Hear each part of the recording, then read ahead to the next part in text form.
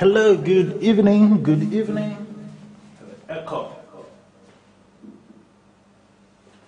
Hello, good evening, my fellow filmmakers, wherever you are watching me from. You are welcome to tonight's live stream. Today, I just want to take this time and answer as much questions as I can from the aspiring filmmakers and the whole videography community, because I haven't been doing that, and I see there's a lot of questions that you guys ask, but for some reason I don't really have time to dedicate for those questions. So today I just really want to answer those questions. Much better now. All right, so just let me know where you are watching me from, and if you have any question in videography, just let me know. That's why I'm here today. I just really want to answer as many questions as I can. I can see Mr. Stephen is watching from Zambia. Mr. Mike Major is also watching, present in the class. Thank you so much. And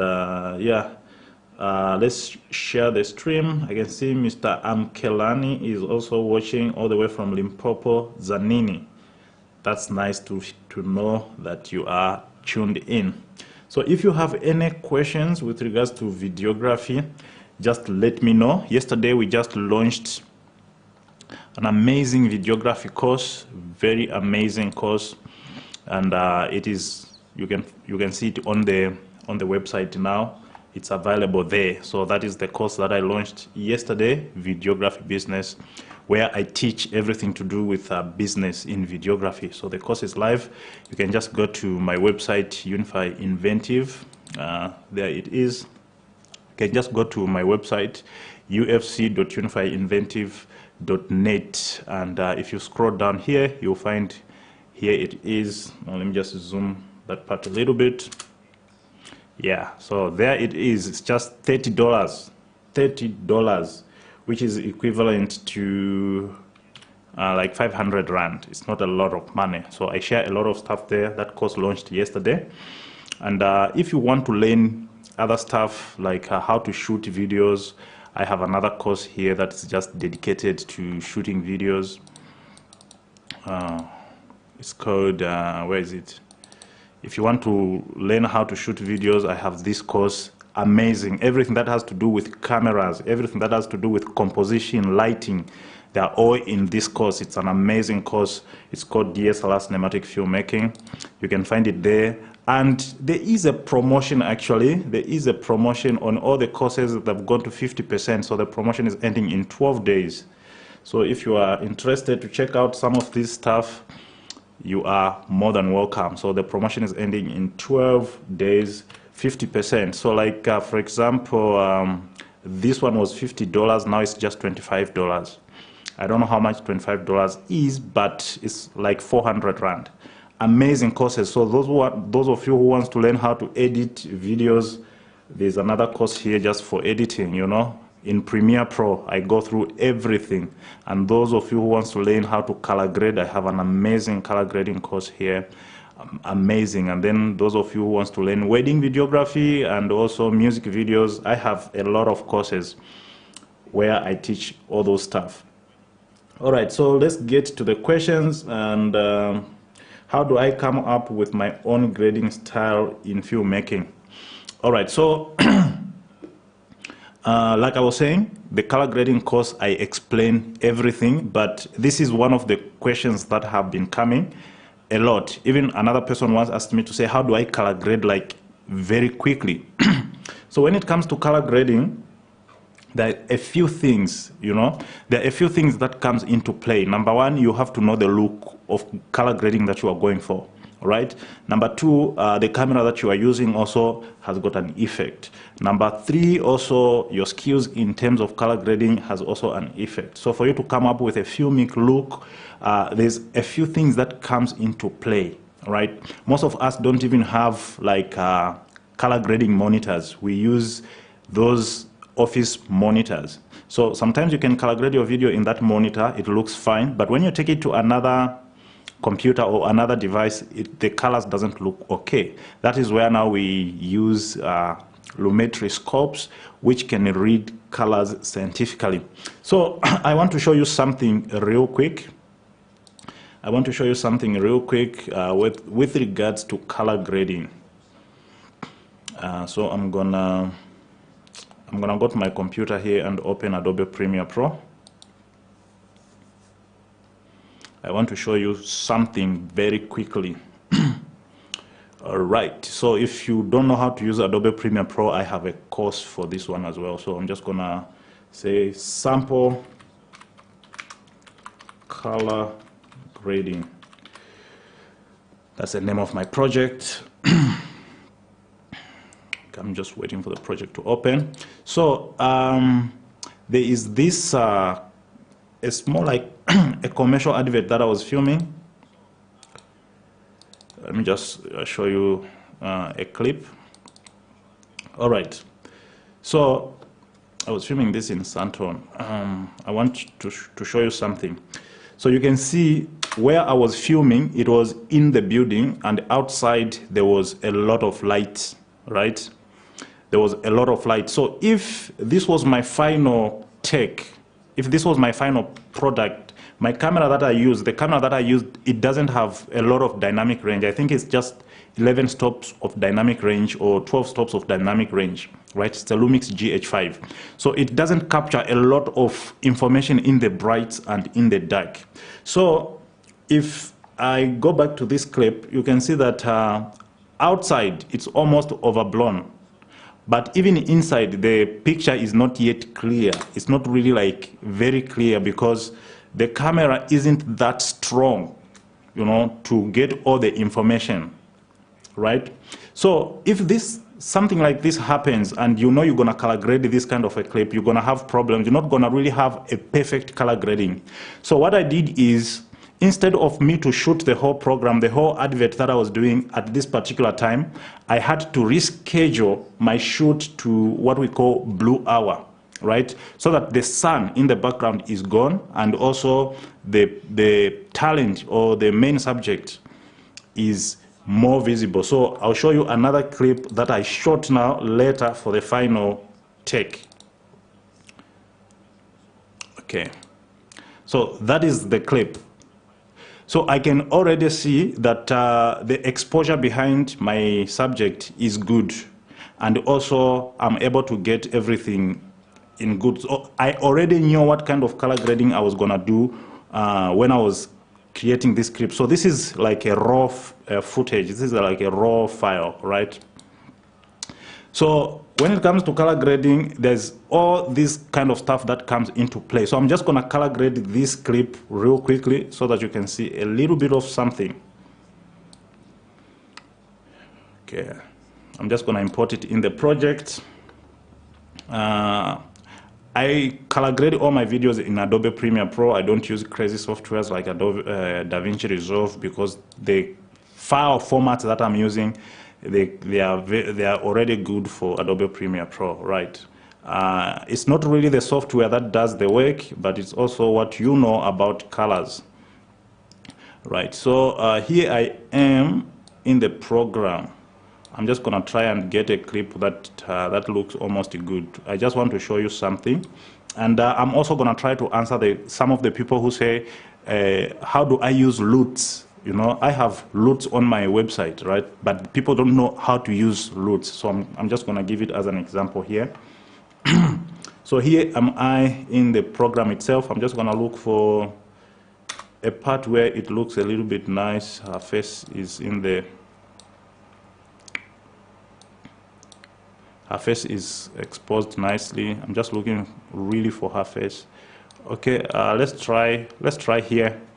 It's fine. So I shot this video. The first thing that comes into play is the picture style that you are using, right? There's flat picture style, which, you know, captures a lot of information in the darks and in the, you know, it increases the dynamic range of the camera, very flat. So those are the clips that are good for color grading, but it's not all clips that you should shoot in flat, because some, they are so unnecessary. Like this little commercial that I was doing here, we're just promoting the hair, you know, so there wasn't really like I was gonna put a hectic color grading on this clip, because I still wanted it to look a little bit natural. I never really like wanted to blow the color grade and make it filmic and stuff like that.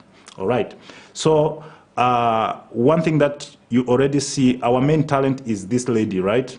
And the background is, it has got a bluish tint. I wanted it that way because I wanted to create some sort of teal and orange look. So for some of you who doesn't know how to use LUTs, right? If you're gonna use Adobe Premiere Pro, just come to Creative tab here, and then look, and then browse for the LUTs. All right, so my LUTs are here in this folder called the LUTs. All these LUTs that you are seeing here, they are on my website, all of them, and there are many. You can see there's Blockbuster, there's a lot of them, right? But for this example, I'm just gonna use something very simple, something that's very, very subtle. I'm gonna go here. I don't know if you are able to see. Maybe let me just zoom a little bit. Okay, so I'm gonna choose a LUT here that is called Enhance, right? Double click on it. You can see already the way my picture is looking, right? That is just a color preset, just like the way you edit your videos with Instagram or with what you call this, with InShot. These LUTs are just lookup tables. They're just color presets that you slap onto your video. So if you are still new in color grading, you can actually take advantage of LUTs. You know, they already almost do much of your work, right? So if I go back to my footage, I can see this is almost like what I wanted. But if I can zoom a little bit on the clip, I can see that the lady also is looking pinkish, you know. So the skin tone, it has to be a little bit orangish, you know. So we're gonna try and make it to look a little bit orangish, because like this, the model looks, because that is the LUT that I have put. So if the LUT is too much, let me just zoom a little bit here. If the LUT that I have put is called Enhance is 100%, I can make it way too much, and then you can see the way the picture is looking. Too much color graded there, too much colors, and I can make it 70. I don't want a lot of it. I don't want more of it, but I can see she has got pinkish cast that has been cast on her because of that LUT. So I can start now adjusting that those colors, right? So the way I do it, very simple. Just here on the Lumetri color, I come to another tab that is called Curves. Let me just zoom out. That is called Curves, and I'm gonna select this hue saturation curve, and then I'm gonna come to hue versus hue. Here, let me just zoom a little bit here. I'm gonna come to hue versus hue. I just want to remove the pinkish that is cast on her skin, right? So that she can look normal. So what I'll do is I'll just pick this eyedropper and click where I can see a lot of pink, like over here. I think there was a lot of makeup, right? I'll click there, and then it will give me some sort of the levels here. And then if I take this level a little bit down like so, let me just zoom out. Like so, you can see the pink is coming out from her skin. If I take it up, you can see she will have like a lot of pink cast. You can see a lot. Now her skin is not looking okay, right? But if I take it down a little bit to where I think maybe it can take out anything that is pinkish from her skin, you can see now the skin is looking almost okay, right? And then for the color grading that I was going for here, I was going for a blockbuster kind of a look. That's why I chose to shoot at this blue hour, or what we call a twilight, right? So with the skin out of order, I want to make the image a little bit brighter. So I'm just gonna go up here at the basic correction. Let me just zoom that part a little bit. I'm just gonna go here at the basic correction, and I'm gonna just increase a little bit of exposure, maybe to 0.4, so that she can evenly lit. You know, the emphasis is on her, not the background. And now I can see even the background is almost, the brightness of the background is almost fighting with her. You know, even the background is also bright. So what I want is, our main focus here is the model.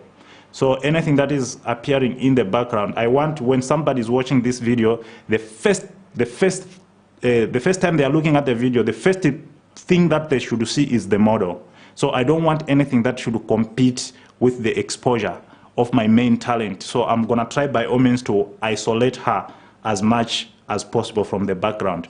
Already, if you look at, let me just zoom out a little bit from here. I want to go to the internet. Let me search for something that is called color wheel. I want to show you something. Color wheel. If I just come and click here, maybe. Okay.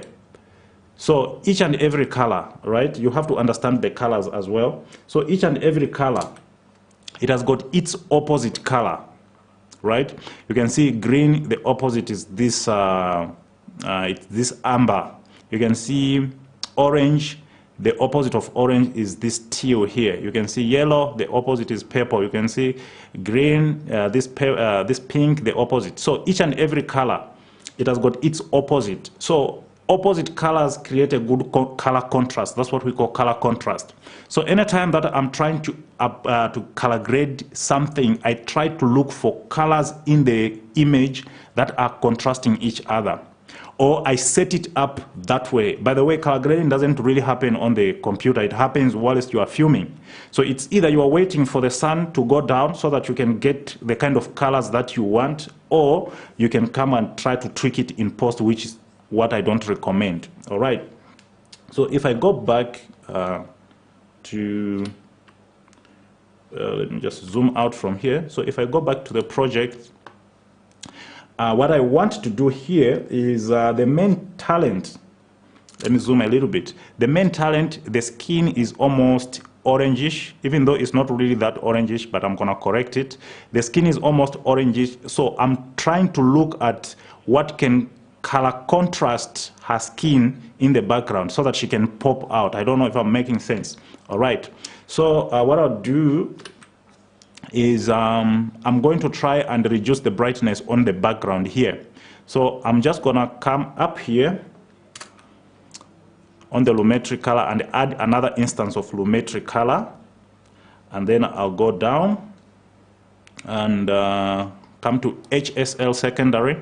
Let me just zoom out a little bit. I just hope you will see. And then I want to isolate her from the background, right? That's what I want to do now. So I'm gonna pick this color, eyedropper, and select her skin. Pick add eyedropper and just select everything that I don't want to appear, right? I'm just gonna click this button here called color gray, so that I can see exactly, I can only see what I'm working on. Right, I can use these sliders here to try and select the skin, the colors that I want. Oh man, this computer is very slow.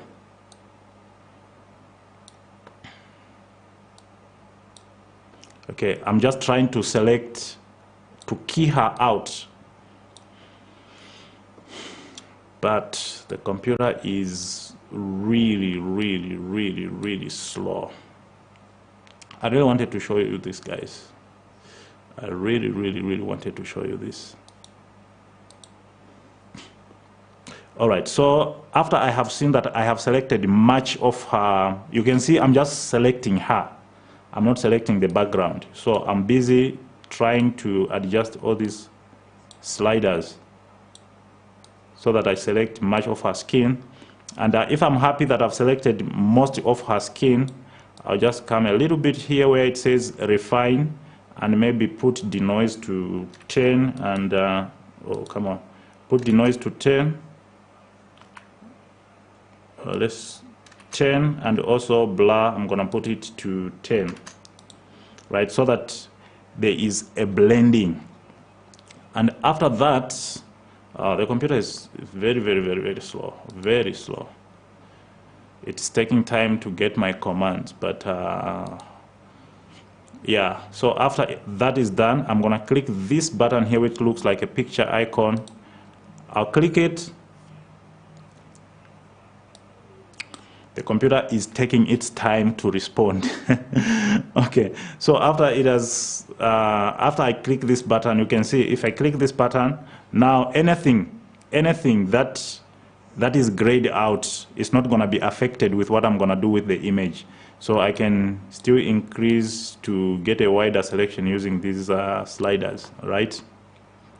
And then I'm going to come here and click this to bring all these shadows, midtones, and highlights. And then I'm going to reduce the shadows. I'm going to reduce the midtones as well. Whatever that I'm reducing here is not affecting the skin because the skin, I've protected it already. So I'm going to also reduce the highlights. All right. We are just being disadvantaged by the computer. I wanted you guys to see this thing in a real time. Okay, so I'm just going to reduce everything in the background. And then I'm even going to add a little bit of blue. The temperature in the background, I'm going to make it even more blue so that her skin and herself can pop up better. Okay, and then maybe the blue is too much. I can make that blue in the background a little bit of more like a tint. So I'm going to grab the midtones and drag it in the tintish direction. Then once I think that I'm okay, and then I'm just going to click this button right here to have the whole selection back again. So let's just wait for the computer to load. This computer is become very slow. But let's wait for it and see what kind of grading we have. Grading, God bless you, watching from, as we are waiting for it to do what it is doing. Let me just go through your comments a little bit quicker. For the first time, I'm having problem with exporting the video in Adobe 2022, giving error after finishing exporting. So it means maybe the RAM, Adobe uses a lot of your resources, like the computer RAM. If it is very low, it will not export. It will show an error compiling a movie. Sometimes it's a RAM, sometimes it is. All right, so mostly I used to have that problem a lot. So most of the time, every time before, after editing, every time before I export, I'll restart the computer and then open the project and export it. But the one that can work effectively is using Adobe Encoder.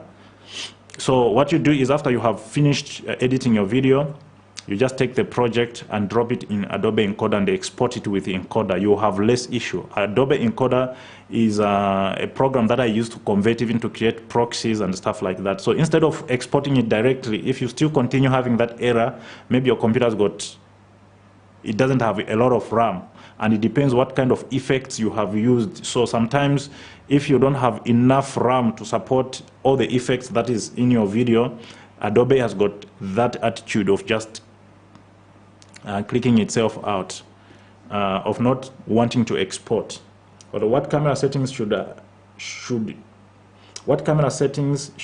in order for me to come up with a cinematic ads? So when it comes to camera settings, come on, this thing it doesn't want to render. You see what is happening here? I'm using a very small computer to work on this file. Until now, it doesn't want to, to do anything because the RAM, the memory is finished. So I'll have maybe to, maybe minimize, I don't know, but it's gonna come eventually. It's gonna come. All right. So when it comes to camera settings, it depends, right? If you are shooting somebody who is talking like myself and you want your videos, this is where we understand frame rate, right? The frame rate that you are using, frame rate is just the number of frames that is being played per second to create motion. Because videos that we watch, we are watching pictures that are just being played faster. When the camera is capturing a video, it's capturing pictures. So if you want your videos to look cinematic, the first thing you need to look at is the camera settings, which is frame rate.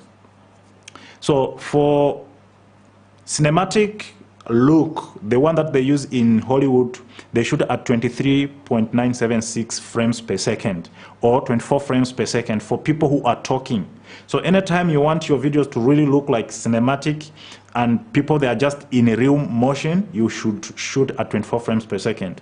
But if you're gonna take your video to broadcasting stations, you have to ask them in what frame rate do they want the video.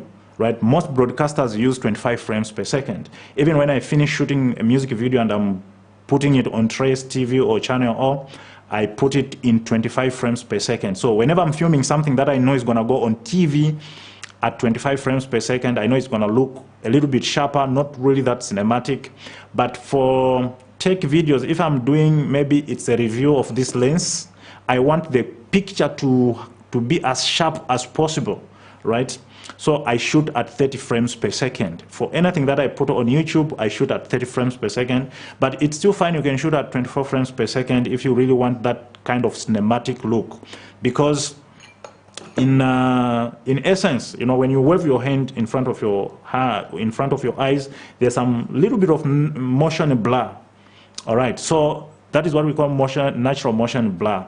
That is what the eyes is used to see. So if you want something to look cinematic and look like what the eyes see, you shoot at those frame rate. And the other thing is your shutter speed. Your shutter speed must be twice your frame rate. So if you are shooting at 24 frames per second, you have to set your shutter speed at 48 frames per second or 1 over 50th shutter speed. All right, so it is those two settings. And then there are other things that makes the video look cinematic apart from the settings. Number one is lighting. Make sure you understand the principles of lighting, like 3-point lighting, how to use natural lighting, how to light your subject. You know, make sure you have a backlight. A backlight is the first thing that I usually do, and whenever I want my videos to look cinematic. All right. And then what other thing? Your camera angles and camera movement. If you can see from this example, this thing has also, all right, so we end up having a color grade like this, right? We end up having a color grade like this. I can see now she is popping out from the background. When I set my eyes on this clip, the first thing that I see is the model herself. But let's see, let's do this. All right. If I close all the effects, this is the original footage, all right? So with the effect that I've put, this is how the original footage, it's not perfect, but I was just trying to show you how the colors work together. All right, so I was speaking about how to make your video look cinematic. If I open this clip, the other clip, you can see the angle that I took on this clip.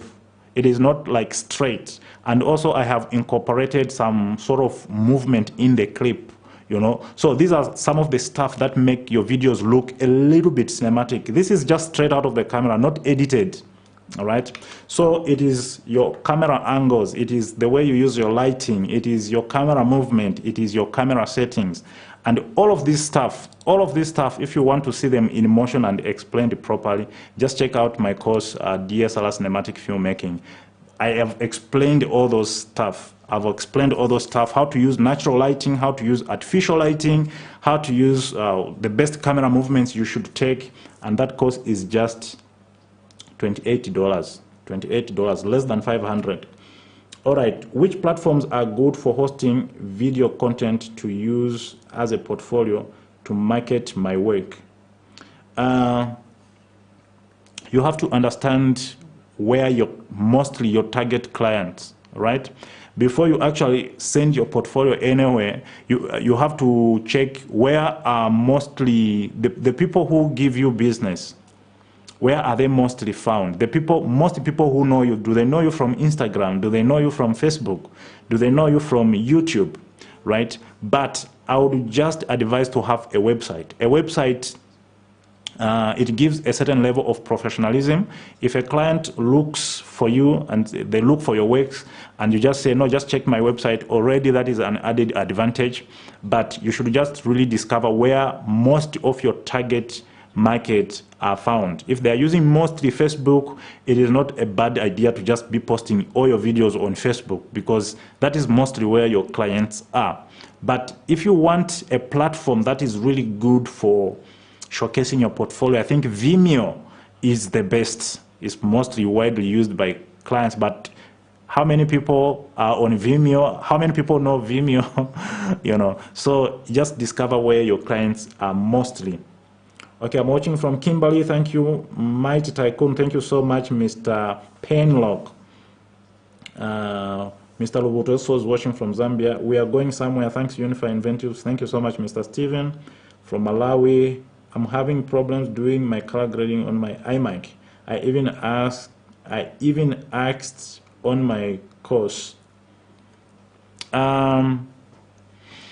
I don't know what program are you using on your iMac. Are you using Premiere Pro on iMac, or you are using Final Cut? Just let me know those.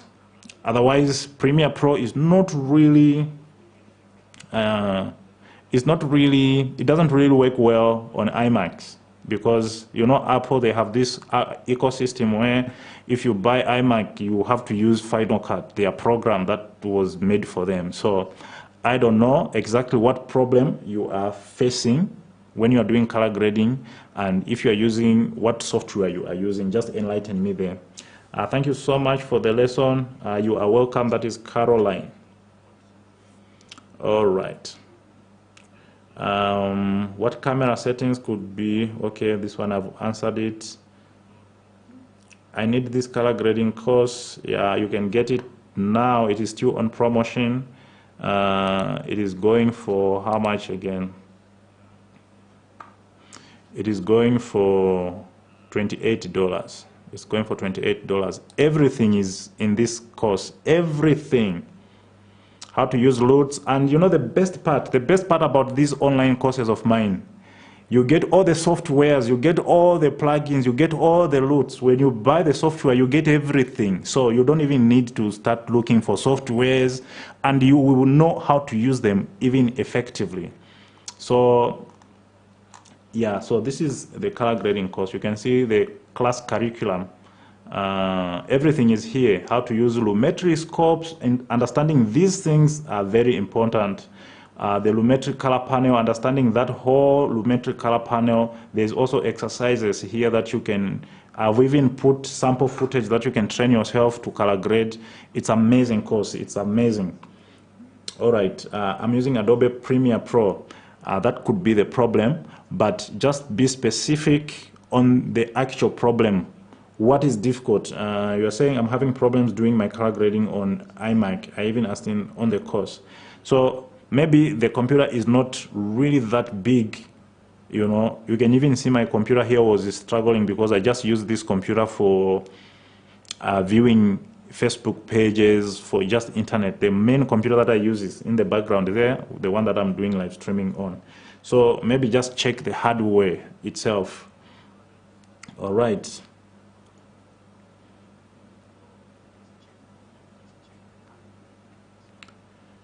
What other questions? So earlier, someone was asking, about,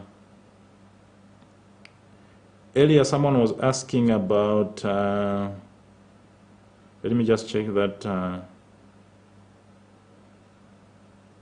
Can I use camera with 8 megapixel to do professional music video?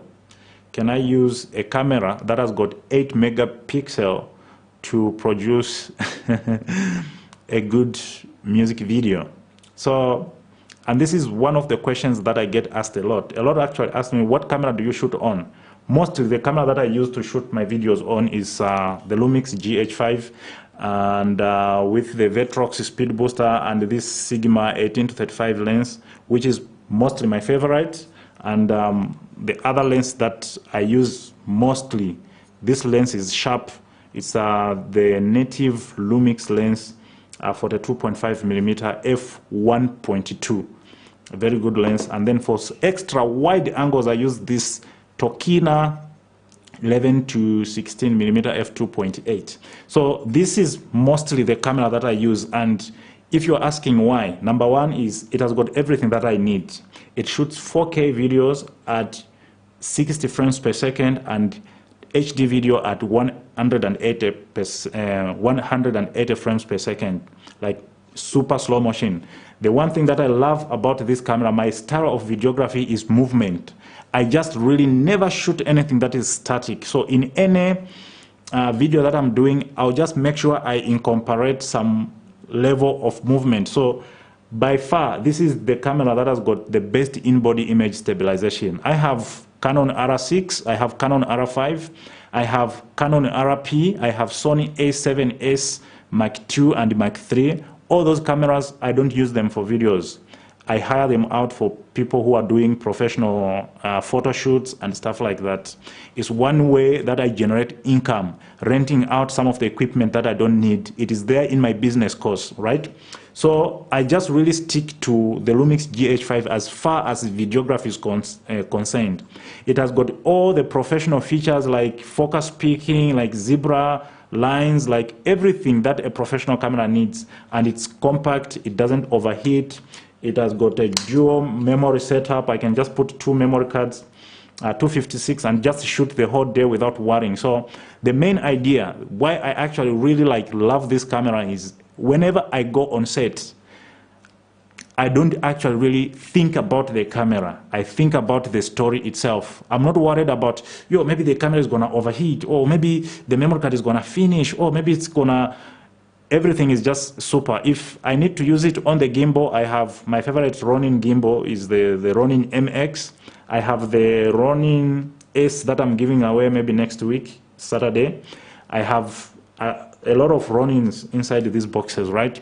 So this camera, it is good for me because I can just take it out of the Ronin and go handheld and still create smooth movement.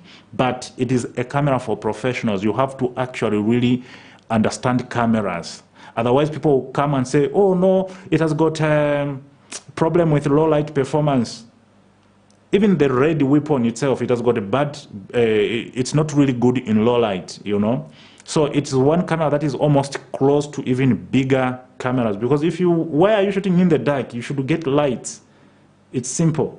Or you wait until there's light.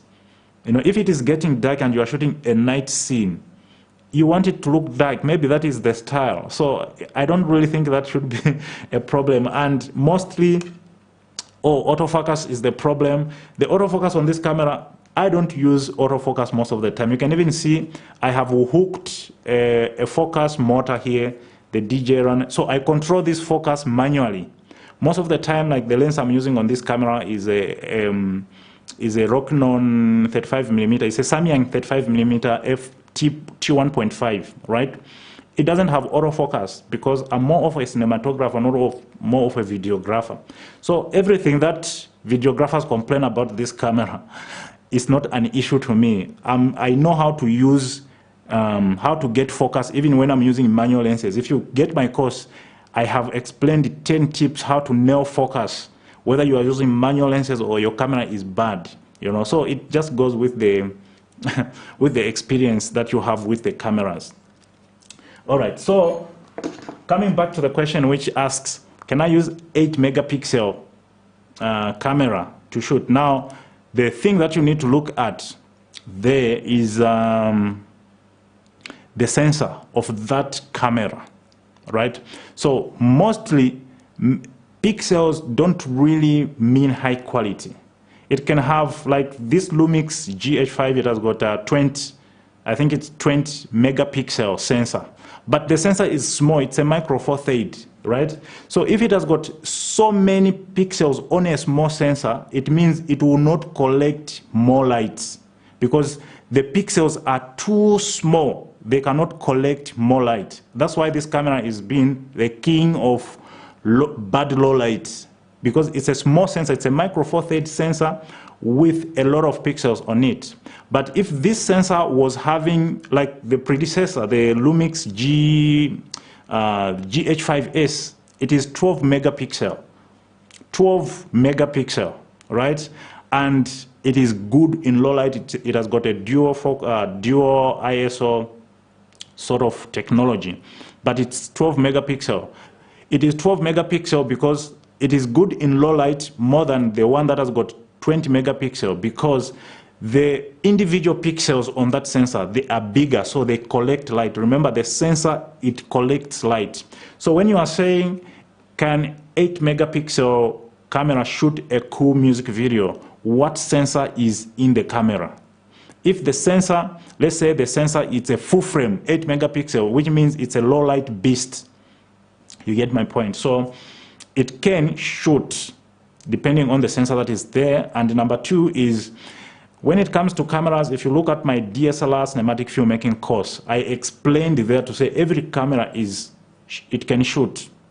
If now I want to create a video and mimic a story that happened in World War I, I'm not going to use a latest camera because I want the look to look like it was old. So I would just prefer to use an old camera that has got maybe 7 megapixel. I just want to, it's a perspective, it's a creative choice.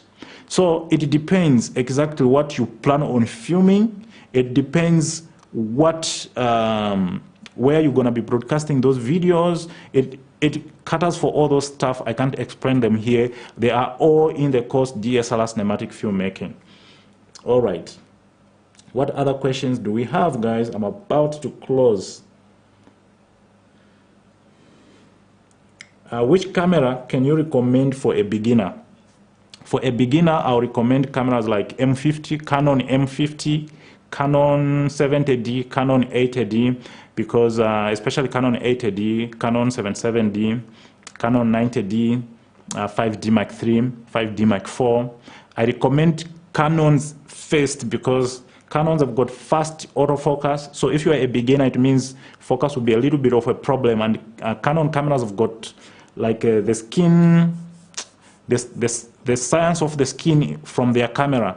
You know, like it produces good skin colors out of the camera itself. So you don't really need to take care of the skin and stuff like that. So I would recommend among those cameras. And then the second recommendation, if you are into videography, I'm talking on the videography perspective.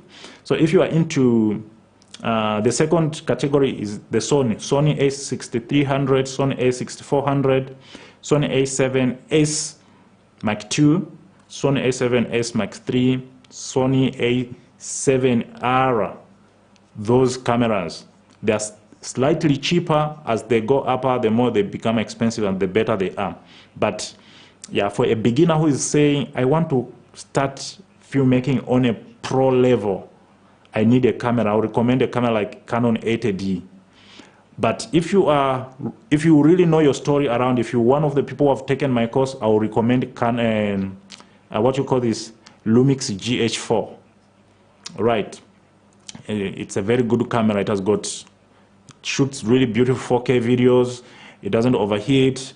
I like Lumix, and it has got a nice texture of video-ish.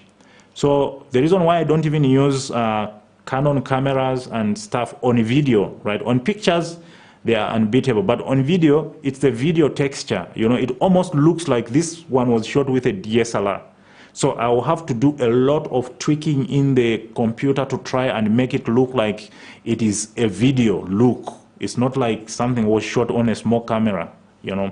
So I'll recommend Canon cameras for beginners. Fast autofocus.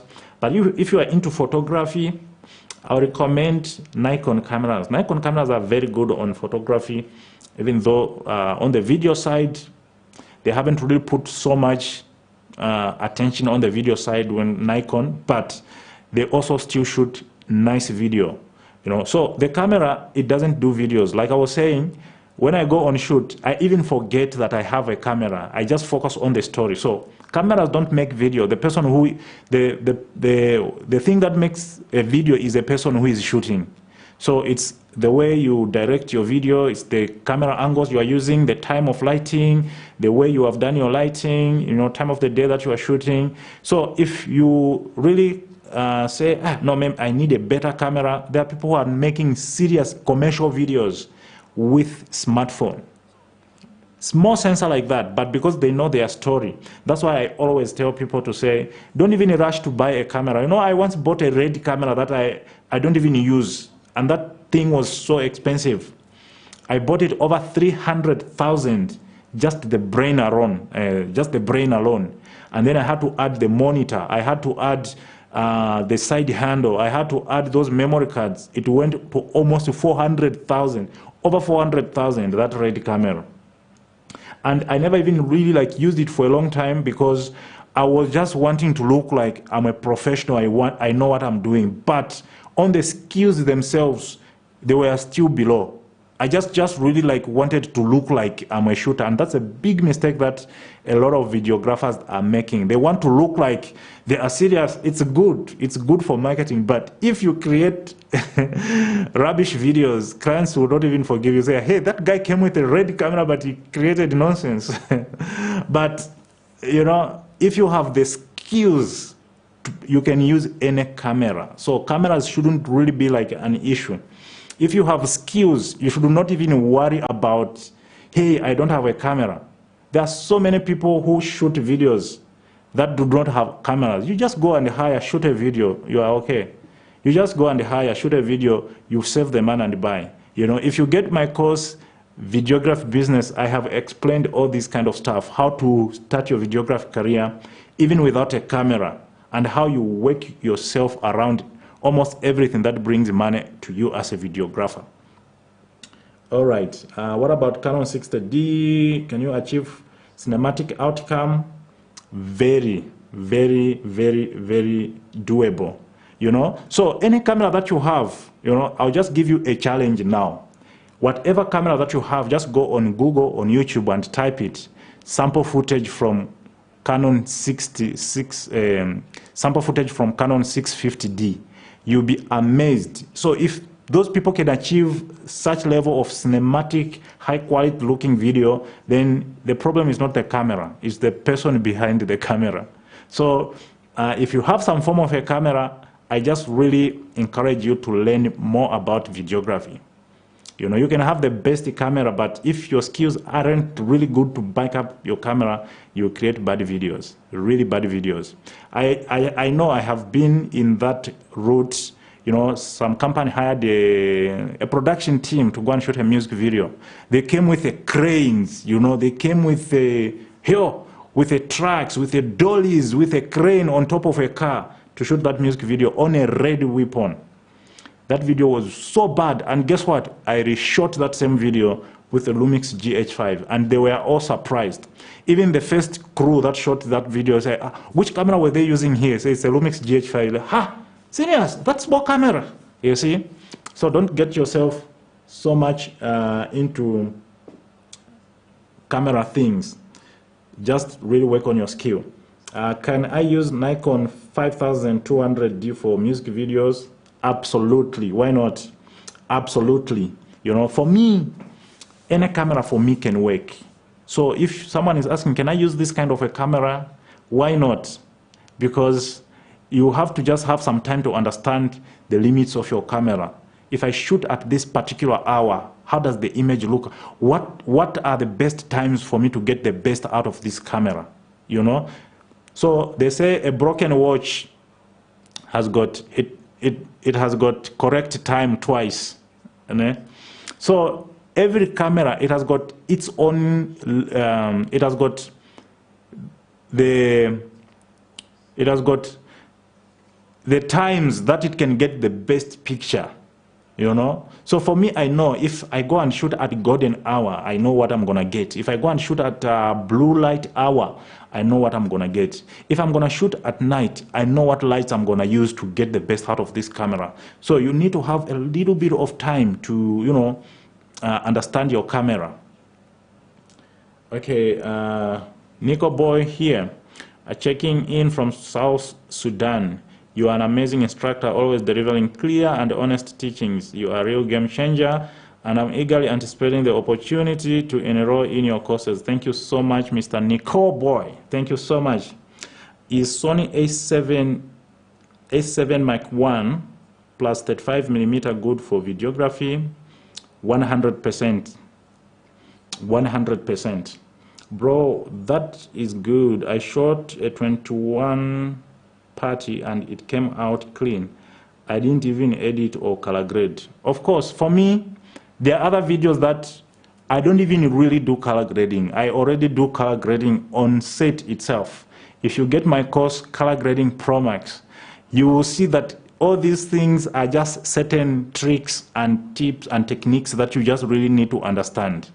You know, I see a lot of videos that the guys are making. Nothing bad with them, but color grading, almost, it's missed. You see white shade is looking yellowish, you know, because they are trying to compensate for the sky, or they're trying, there's a way that you can adjust all these colors individually and your image to look clean. If you check my videos, they just look clean as hell, but they are color graded. You can even see, oh man, this is wonderful. Okay, how do I grow myself to become creative? Shoot a lot of content. Don't only wait for clients. Shoot. If it is in your backyard, just experiment. Shoot a lot of content. Whatever that you shoot, you become creative by time, you know. So when I started myself, I was just filming everything, man. I was just filming everything. This one comes to shoot a wedding video, I'll go and film. How much do you have? I'll just take whatever that they have. And that's why I know almost a lot of these videographers, especially in my category, you know, especially in my category, I know a lot of these challenges and how to work around them, because I have taken my time to create as many projects as I can. After I shoot that video, I'll look at it and I'll analyze it and I'll see where I was doing wrong, and also keep watching from other content creators. You know, just go on YouTube there, find somebody that you can be following, or just watch a lot of videos that will make you very creative. You know, there are times when I'm watching a video and I see a shot and I pause the video and go and grab the camera and try to see how they created that shot. You know, so all those things contribute to you becoming good. What picture style should I use for my video to my 6D Canon? I think when it comes to picture style on Canon, you have to sort of like create it. So I would advise you to just choose standard and then go into the manual settings, right? And drop the saturation all the way, and also drop the contrast all the way, so that you can have a little bit of a flatter image. But standard picture style is what I would use on a camera like a 6D, you know. All right, awesome work, bro. Appreciate you. How do you get the glow or shine on your footage? I use Lumix G7 for now, and Lumix 25mm f1.7. That's awesome. So what I do is, all right, let me see if I have a video that I can use. Okay, the first thing is you have to understand the sensor of the Lumix G7 is the same sensor that is in the Lumix GH5. So I know number one is the ISO, the native base ISO. Native base ISO means the highest ISO that your camera can take clean image before it starts to become noisy.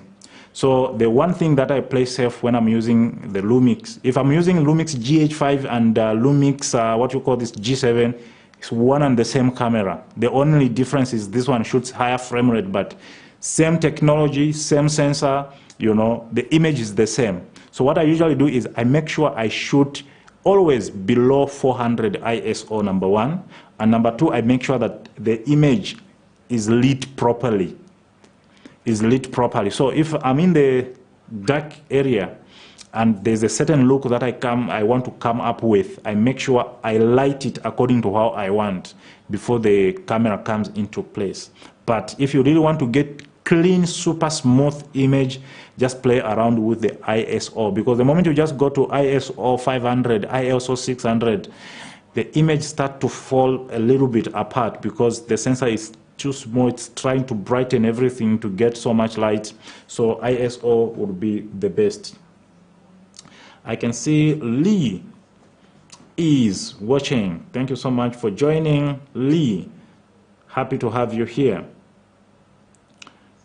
All right, so which camera brand is best for photography, best for videography, and which is best for blogging as well? So a camera that is best for blogging, it should be light. You know, blogging, mostly you are having the camera in your hand. So the one that I use, this camera is very heavy, like very heavy. So you can't use this camera for blogging, you get tired, right? So for blogging, I'll recommend cameras like Canon M50. That could be very good. Or Sony ZV-1, Sony ZV-2. Those are really good blogging cameras. And then when it comes to, where is that question again? When it comes to the best camera for photography, it depends on the taste, I think. But I would recommend either Canon or Sony, because they have got the best autofocus. But when it comes to image quality of photography, I'll lean more to Nikon cameras. I've seen what Nikon cameras on photography can do, but mostly the lenses also that you attach in front of your camera are very important. So it doesn't really matter which camera brand is there, but it also matters with what specs you want to produce your image with. So if you say, no, I want my images to be printed on billboards, you know, so you have to get a camera that has got a lot of megapixel in them, so that when they stretch the camera, the picture doesn't look fuzzy.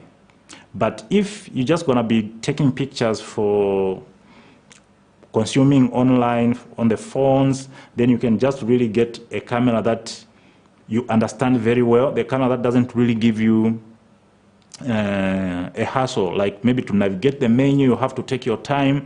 But these days, come on, almost every camera can do a good job. But for me, if someone says, hey, photograph, which camera do you pick? I'll pick Nikon first. But if I want to do photography and video at the same time, I'll pick Sony. If I want to do photography alone and a little bit of video, I'll pick Canon. So it just really depends. But for video, I'll pick none of them. I'll pick Lumix, I'll pick Fuji, I'll pick Olympus because of the video texture. But for photography, I lean more to Canon cameras, Nikon, and Sony. Is it okay to switch off picture profile? You are blessing to us. Oh, bro, just want to thank you for taking your time and doing this with us. God bless you. Thank you so much.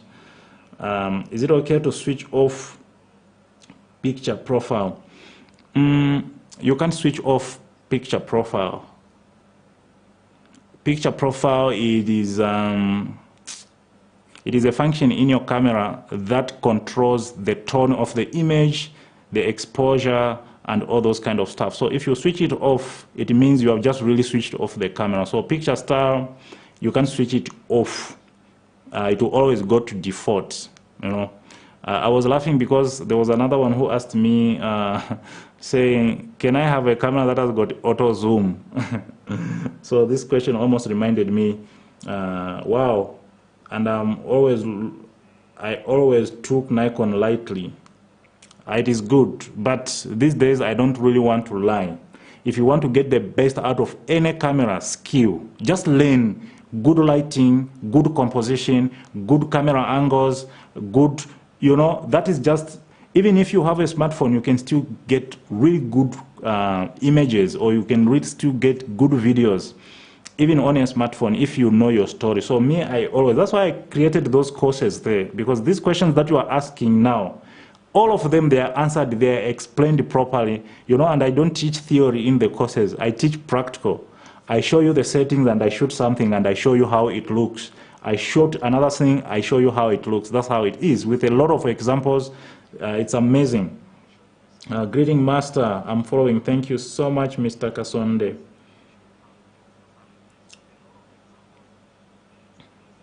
I think, how do I grow myself to become creative? I think I explained this one.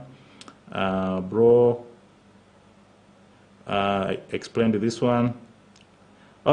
All right, I think I've answered most of the questions. Do you also use gray cards for white balance, or you use your eyes?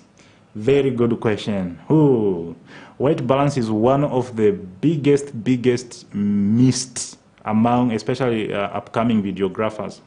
So anytime I'm filming, on white balance, I don't go very low.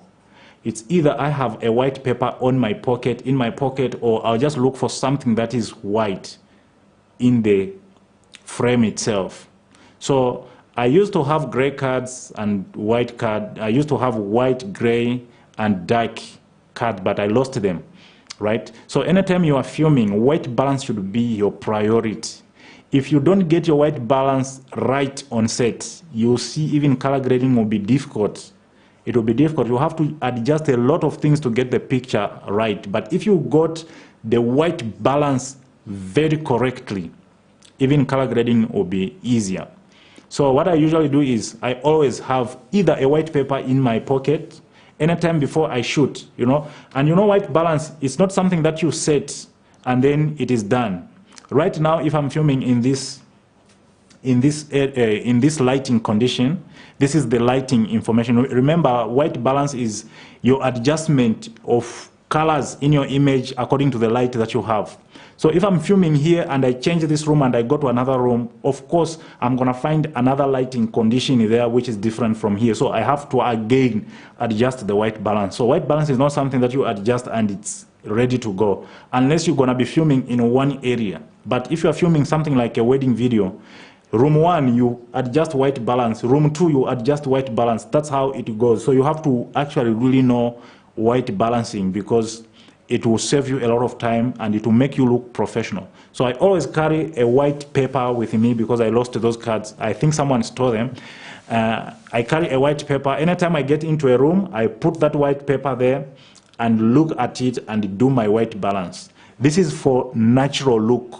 But if I'm doing something that is creative, like a music video, I might use colored lights in the video, right? So if I'm using, let's say, for example, a blue light, adjusting the blue to become white, because everything in that room will become blue.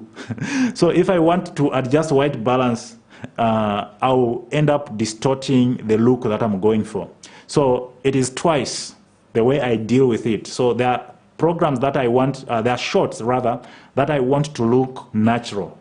So I make sure the white balance is correct. But there are creative shots where I use different colored lights. Sometimes I'll put a red light and a blue light to create a sort of color contrast. So when it comes to that, I just use my eyes. I just look at how the scene is looking and take the memory in my head and adjust the camera according to what my eyes can see. All right, what best lens should I use on my 6D for videos to get nice image? For videos, right? For videos, I'll recommend this 6D it's a full frame. So I would recommend a lens like, you can get a Tamron. It's less cheap. It's a little bit cheaper. There's Tamron 24 to 70 millimeter. Very good. 24, it's a little bit wider. 70 millimeter, it's a portrait shot. So that is an all-round lens that I can recommend. But you can get the Canon 24 to 70, though they are a little bit expensive. It's like 17,000. Mark II is even 30,000, just that lens. But if you get a Tamron brand or a Sigma brand, you can still find them around 5,000 second hand. Very good. You see this lens? I've been using this lens since 2017.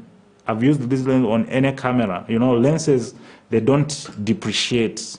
In fact, lenses, camera bodies, they change, but lenses, never. So if you have a camera like 60D, I would recommend a lens like 24 to 70.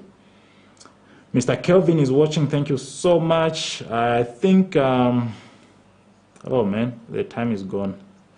I think if you enjoyed this session, just let me know in the comments so that maybe we can do it again, where I just answer questions. But tomorrow, I just want to teach some few tips in videography.